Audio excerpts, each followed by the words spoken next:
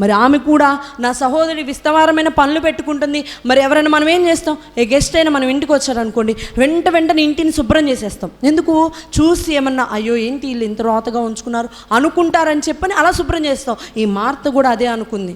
దేవుడు ఒక గెస్ట్గా ఫీల్ అయింది, ఒక బంధువుగా ఫీల్ అయింది. దేవుడు వస్తే నాకు ఆశీర్వాదం, నా హృదయం నింపబడిద్ది, నా కుటుంబం కట్టబడిద్ది అని ఆశతో ఆమె చేర్చుకోలే. ఒక గెస్ట్ వచ్చాడు, ఒక చుట్టం వచ్చింది, నేను ఇంట్లో శుభ్రం చేసుకోవాలి, లేకపోతే నా గురించి ఏమనుకుంటారో అని తన గురించి తను ఆలోచించుకుంది. కానీ అసలైన రక్షకుడు, నిజమైన దేవుడు, మన యేసయ్య నా ఇంటికి వచ్చాడు, నా హృదయం దగ్గరికి వచ్చాడు, ఆయన నేను చేర్చుకోవాలని ఆశపడలేదు. కానీ మరియమ్మ ఆశపడింది, దేవుణ్ణి చేర్చుకోవాలనుకుంది, ఉత్తమమైన దాన్ని ఎంచుకుంది. ఈ పనులు ఎప్పుడున్నా నేను చేసుకుంటా, ఇవాళ కాకపోతే రేపు చేసుకుంటా, కానీ దేవుడు ఒక్కసారే వస్తాడు, ఒక్కసారే మాట్లాడతాడు. ఆ మాటని నేను పోగొట్టుకుంటే మరలా నేను పొందుకోలేనేమో. బుధవారపు ప్రార్థన జరుగుతుంటే శనివారం వెళ్దాంలే అనే విశ్వాసులు ఎందరో లేకపోలేదు. శనివారం ప్రార్థన జరుగుతుంటే ఆదివారం వెళ్దాంలే అనుకునే విశ్వాసులు ఎందరో లేకపోలేదు. బుధవారపు ప్రార్థనలో ఉండే దీవెన బుధవారం రోజే, శనివారం ఉండే ప్రార్థన దీవెన శనివారం రోజే, ఆదివారంలో ఉండే దీవెన ఆదివారం రోజే. ఆ బుధవారం ఇచ్చే దీవెన శనివారం ఇవ్వడు దేవుడు, శనివారం ఇచ్చే దీవెన ఆదివారం ఇవ్వడు. మార్త అలాగే అనుకుంది, ఎప్పుడైనా ఇస్తాడులే, ఎప్పుడైనా ఇనే మాటలేగా, ఎప్పుడైనా వెళ్ళే ప్రార్థనేగా, ఎప్పుడైనా చేసుకునే ప్రార్థనే కదా అనుకుని అమేకంగా ఆలోచించింది.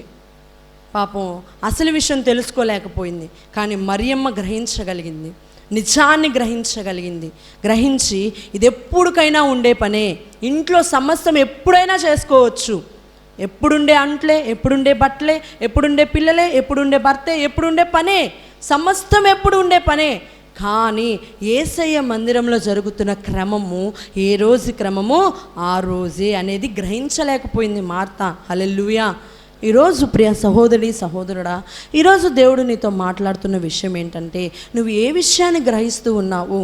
మరియా వలె ఉత్తమమైన విషయాన్ని గ్రహిస్తూ దేవుని మాటల వైపు ఆశ కలిగి దేవుని ఆరాధించే విషయంలోనే కానివ్వు, దేవుని మందిరమునకు వచ్చే విషయమే కానివ్వు, దేవునికి ఇచ్చే విషయమే కానివ్వు, ఏ విషయములోనైనా సరే, ప్రతి విషయంలో దశలోనికులకు రాసిన పత్రికలో ఈ విషయం ఉంటుంది. ప్రతి విషయమందును దేవునికి కృతజ్ఞతాస్తుతులు మనము చెల్లించేవారిగా ఉండాలి. ఆ అనుభవం నీకు ఉంటుందా? ఈరోజు కార్యం చేసి తర్వాత మర్చిపోతూ ఉంటాం. ఈరోజు మనం దేవుడు మనల్ని రక్షించాడంటే అది మర్చిపోయి మరలా మన యథావధి జీవితంలో జీవిస్తూనే ఉంటాం. పనికిమాలిన బ్రతుకు, మురికి జీవితం, భ్రష్టుపడిన బ్రతుకులో జీవిస్తూ ఉన్నావే. దేవుడు ఆయన ఇచ్చిన ఆ కృపను ఎలా మర్చిపోతున్నావు? ఆ ప్రేమను ఎలా మర్చిపోతున్నావు? దేవుడు ఏం అడగట్లేదు, నిన్ను ఆస్తులు కట్టమనట్లేదు, అంతస్తులు కట్టమనట్లేదు, ఆయనకి బంగారము నాణ్యాలు తెచ్చి ఆయన ముందు పోయమని అడగట్లేదు. దశమ భాగము ఆయన మందిరానికి వచ్చి సమయాన్ని నిన్ను కేటాయించమంటున్నాడు.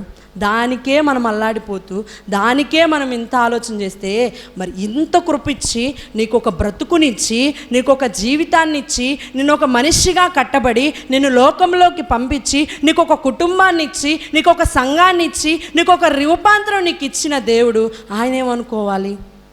ఆయన ఏం ఆలోచన చేయాలి? ఆలోచన చేసుకో. ఈరోజు నేను ఇక్కడ మాట్లాడి వెళ్ళిపోతా, ఇంకొక మనిషి నిలబడతారు, మాట్లాడి వెళ్ళిపోతారు. కానీ సత్యాన్ని నువ్వు గ్రహించగలిగితే, నిజాన్ని నువ్వు తెలుసుకున్నట్లయితే, నువ్వు దేవుణ్ణి కానీ అంగీకరించినట్లయితే, ఈ వాక్యములో ఉన్న